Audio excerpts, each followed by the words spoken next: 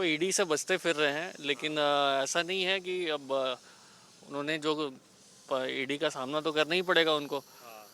तो यहाँ आए थे, उनको लगा कि ईडी उनको गिरफ्तार कर लेगी, इसीलिए वो फ्लाइट से वापस ना जा करके वो बाई रोड निकल गए। ये लोग वंशवाद वाली कहानी है, बाप बेटे, फिर अब उनका टर्म हटा तो पत्नी, फिर उनके बच्चे होंगे, तो वो यही कहानी चलते आ रही है। देखो, बीजेपी की तो मुझे लग रही है 350 प्लस सीटें आ जाएंगी। अच्छा, मतलब रिकॉर्ड टूट जाएंगे सब। रिकॉर्ड इस बार टूट जाना है, ठीक है।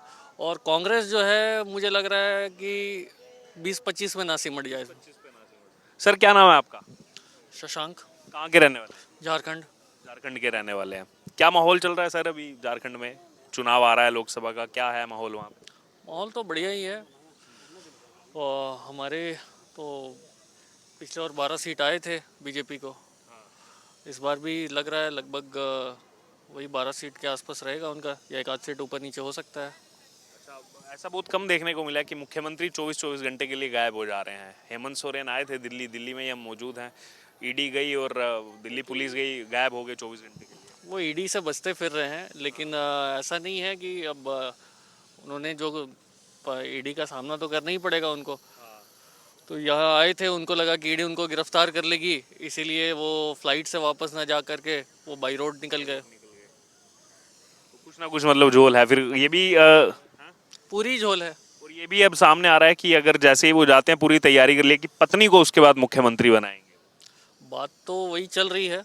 अब देखिए, पहले वो गद्दी छोड़े, उसके बाद ही तो अगला मुख्यमंत्री कौन होगा इससे पता चलेगा। यानी कि क्या कोई और लीडर पूरी सरकार में नहीं है कि अपनी पत्नी को बनाना पड़ रहा है उनको? देखिए, ये शुरू से जेएमएम जो पार्टी रही है, चाहे और भी जितने रीजनल पार्टीज आप देख लो, ये लोग वंशवाद वाली कहानी है, बाप बेटे, फिर अब उनका टर्म हटा तो पत्नी, फिर उनके बच्चे होंगे, तो वो यही कहानी चलते आ रही है। तो बाकी झारखंड कार्यकर्ता जो है सिर्फ झंडा ढोने के लिए बने हैं। तो झारखंड पहले बिहार का हिस्सा था, बाद में अलग हुआ। और पहले एक साथ थे तो लालू प्रसाद यादव मुख्यमंत्री रहे। पहले चारा घोटाले में फंसे, अभी नौकरी के बदले जमीन घोटाले का अभी लगातार जांच चल रही है, लगातार सवाल उनसे पूछे जा रहे हैं। तो क्या लग रहा है अभी ये लालू यादव तेजस्वी यादव का आगे क्या होने वाला? देखिए, लालू यादव तो एक्चुअली बेल पे ही बाहर है। वो तो रांची जेल में थे, ठीक है। वो मेडिकल और ये वो इसकी वजह से वो बाहर निकले हुए हैं, तो सज़ा तो उनकी ख़त्म हुई नहीं है। उसके अलावा सिर्फ एक घोटाला नहीं है, मल्टीपल्स घोटाले हैं। तो अब ईडी अब जो जांच कर रही है, जो जब वो रेल मंत्री थे तो उस समय जो जो घोटाले वगैरह हुए हैं, नौकरी का और ये वो का, उनकी जांच चल रही है। तो कितनी सीटें देख रहे हैं इस बार बीजेपी कांग्रेस की सेंटर में, कितनी आ सकती हैं टोटल? कुछ आंकड़ा है आपके हिसाब से? बीजेपी कांग्रेस की या बीजेपी की? बीजेपी की कितनी, कांग्रेस की? देखो, बीजेपी की तो मुझे लग रही है 350 प्लस सीटें आ जाएंगी। अच्छा, मतलब रिकॉर्ड टूट जाएंगे सब। रिकॉर्ड इस बार टूट जाना है, ठीक है।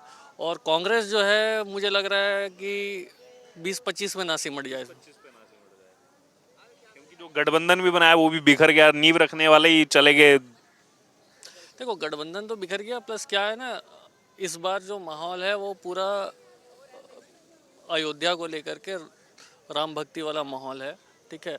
और वो ना जा कर के ये दिखा दिए कि मैं हिंदू विरोधी हूँ, इससे हिंदू नाराज है। राम लहर चल रही है। पूरी चल रही है। लेकिन ये विपक्ष, आखिरी कमेंट, विपक्ष को क्यों नहीं दिख रही? राहुल गांधी ने कह दिया कोई राम लहर नहीं है, अभी संजय राउत ने कह दिया कि राम जी इनको नहीं बचाएंगे, बीजेपी तो 200 से कम पे रह जाएगी इस बार, 400 तो भूल जाएंगे। अब उनको वास्तविकता नहीं समझ में आ रही है, तो चुनाव के बाद हो सकता है समझ में आए, रिजल्ट देखने के बाद उनको। ठीक ठीक ठीक, बहुत धन्यवाद सर। क्या नाम है सर आपका? मेरा नाम पादरी इमानुएल भेंगरा है और हम लोग आए हैं झारखंड से यहाँ दिल्ली घूमने के लिए, और बहुत अच्छा लग रहा है। आज का मौसम भी बहुत बढ़िया है, इसलिए हम लोग बहुत मतलब आनंदित हैं, और आप लोग से मिलके भी और ज़्यादा खुशी लग रहा है। किसको इस बार देखना चाह रहे हैं प्रधानमंत्री आप? अरे जो भी बने, लेकिन अच्छा आदमी बनना चाहिए, हम तो यही बोलेंगे, है ना। जो फिर भी जो चॉइसेस अभी दिख रही हैं उसमें कौन बेस्ट लग रहा है? हाँ, इस समय तो सबका मुंह और चर्चा जुबान पे एक ही नाम है, सब कोई जानबे कर रहे हैं, नरेंद्र बताइए। मोदी जी जिंदाबाद। नरेंद्र मोदी। हाँ हाँ। क्या कारण है, क्यों?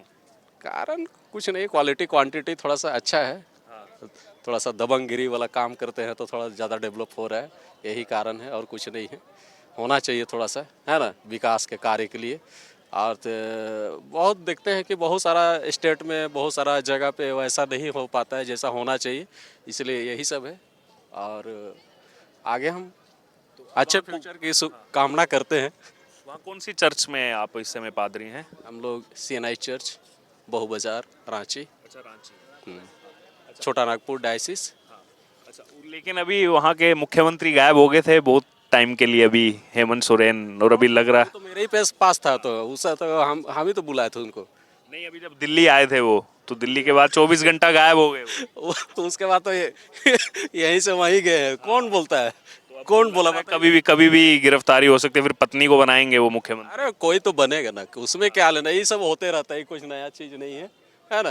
ये राजनीति में होते रहता है। और देखिए जो अच्छा कार्य करते हैं उनके ऊपर तो ज़्यादा ही मतलब ये सब होता है ना। ये कोई नया बात नहीं है। और झारखंड का खासकर अगर देखा जाए तो वहाँ पे जानते हैं कि सब जेएमएम का जो सरकार है वो बहुत अच्छा से काम कर रहा है। जो 10 साल अगर पीछे हम लोग जाते हैं, जैसे बहुत सारा जो बीजेपी का था सरकार, उस समय बहुत सारा जो कार्य नहीं हुआ, लेकिन जो जेएमएम के समय में हो रहा है। तो और क्या बोलते हैं, अभी जो एडी उनके पीछे जो लगा हुआ है और सारे जो नेता हैं उन लोग के पीछे क्यों नहीं लगता है, ये भी तो कारण हो सकता है ना। अभी दिल्ली में अगर देखा जाए तो लेकिन फिर सवाल यही उठा कि अगर कुछ किया नहीं तो गायब क्यों हो गए, यहाँ पर जब ईडी गई उनके। नहीं, गायब तो नहीं हुआ है। अगर देश छोड़ के भाग जाते तो उसको बोलते हैं गायब होना, ठीक है। अब यहाँ दिल्ली उनका आना जाना लगे रहता है, पर्सनल कुछ काम रहता है। अब ऐसा नहीं कि हर चीज़ को आप इशू बनाइएगा, मुद्दा बनाइएगा, तो ये हम सोचते हैं कि सटीक बात नहीं है, ठीक है। अब केंद्र के हिसाब से आपको लग रहा है कि कांग्रेस की जगह बीजेपी बेस्ट ऑप्शन? हाँ, वो भी हो सकता है, लेकिन झारखंड में अगर देखा जाए तो ज़्यादा अभी हम लोग जैसे जेएमएम का ही में कार्यकाल में देख रहे हैं कि बहुत सारा जो डेवलप हो ये रहा है ना। लेकिन जो कर रहा है उनको करने नहीं देता है। लेकिन वहाँ पे झारखंड में अगर देखा जाए तो वो लोग खाली उनका टांग खींचने में लगे रहता है ना, जो विरोधी लोग रहता है, ये नहीं वो नहीं, सब जगह। लेकिन एक ठो क्या बोलेंगे, एक तो नियम होता है, रूल रेगुलेशन होता है, उनके तहत ही बोलना चाहिए ना। और ऐसा हो जाता है कि आप उससे ज़्यादा बोलते हैं, वो ऐसा कुछ है नहीं। तो ये ज़बरदस्ती वाला बात को आदमी एक्सेप्ट, हम बोलते हैं कि दिस इज़ नॉट सूटेबल, है ना।